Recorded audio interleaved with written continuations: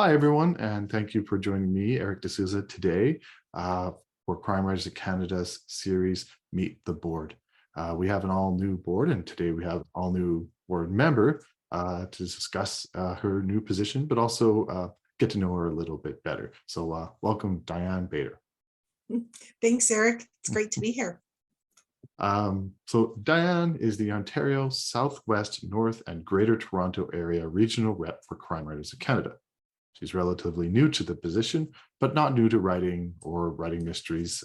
She's published a total of 15 novels in 4 different series. She's had collaborations with other authors. I've seen her work in short stories and various anthologies. She's also a book coach and a blogger with her Escape from a Writer series. And I think you've had previous blogs to that too, so very busy. I also read you also raised 3 boys, so I can't imagine how busy you are. I have 2. Yeah.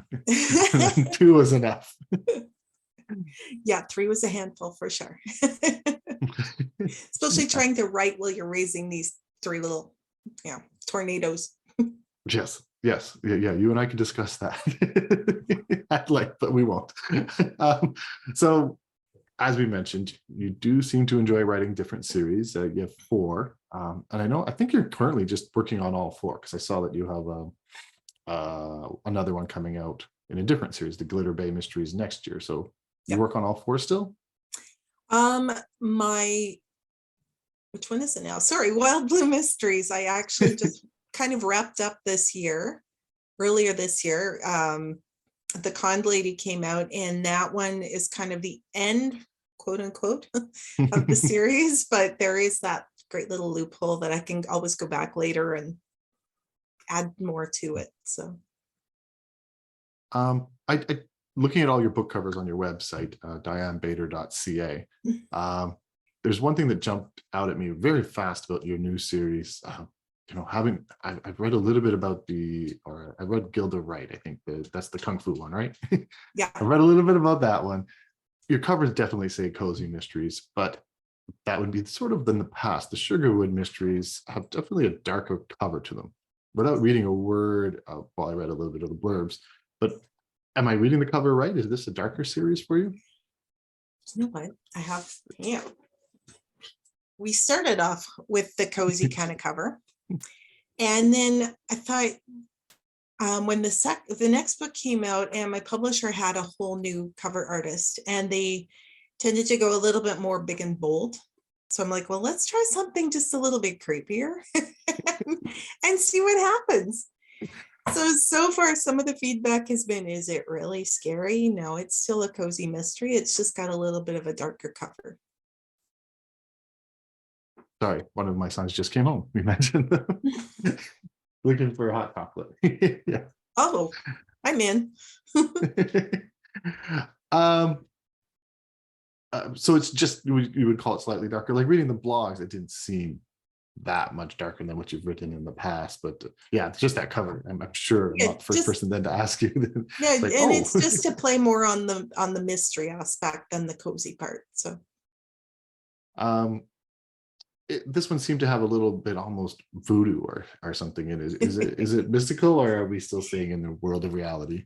It's still in the world of reality, so it's not like fantastical or paranormal or anything. It's the main character runs a little hobby shop, a craft shop, and her neighbor a couple doors down has this little shop where she does little voodoo dolls and little bits of oils and those sort of things. And she kind of gets caught up in this whole learning all about a whole different world. Well, we also mentioned that you're a book coach, and I hope you don't mind too much, but I was on your website and I was looking through your FAQs, and I sort of borrowed one of your questions to ask right back at you. You being a book coach, isn't that just the same thing as an editor who does a little bit more work? Yes and no. Sometimes editors just kind of look at the flow of your book and how things are structured and all of that, or they'll just look at actual editing your sentences and whatever, a book coach can help you from start to finish. So they can help take your initial idea, help you build on it, give you direction when you're getting kind of confused and stuck. And they can also help you find a publisher or an agent. They can't guarantee they'll get you one, but we can help you find one. So I like, does it imply it's exactly like you would think, a coach, like you've written 15 books? Yeah. Like you said, you can't guarantee publication. Would you help someone self-publish if that's the route they want to go? Absolutely. Right now, to date, I have not self-published, but I do have a couple of books on my back burner once NaNoWriMo is over. And I do have a couple of books that I will be self-publishing, just so I go through the process myself, so I know exactly step by step what needs to be done. Yeah, I saw, I guess, an article that I think your kids contributed to about like the day in the life of an author, and it mentioned that you were thinking about going into romance. Is the rumors true? I have a series on the back burner.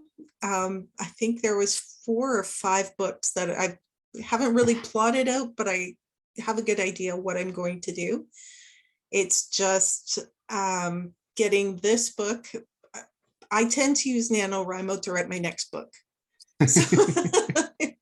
So right now I am about 42,000 words into my book that comes out in June, and hopefully we'll be done that in the next couple of weeks. So Wow. once that one's done, then my next project is working on one of these romance type books.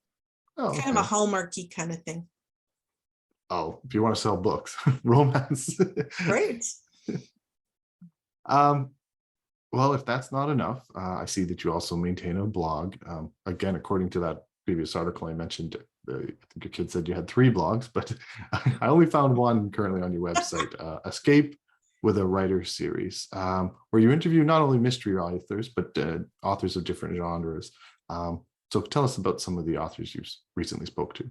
Oh my goodness.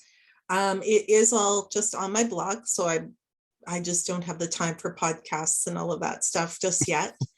But I have had authors from all over the world and all different genres. Try to keep it clean because you never know who's reading. But I have friends in Germany, in the UK, in Australia, just from everywhere you can think of, that somehow we'll meet up and they'll come on my blog and share their book and share a little bit about their lives.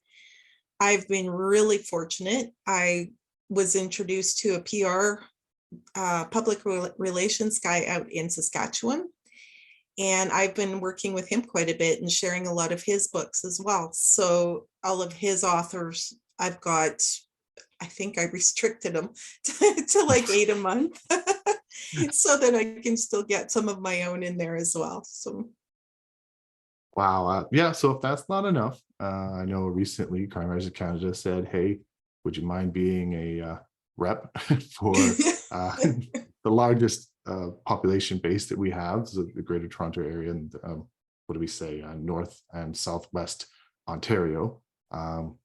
If you're not from Canada, you could probably still already know that Toronto's our biggest city, and obviously most of our authors are centered there.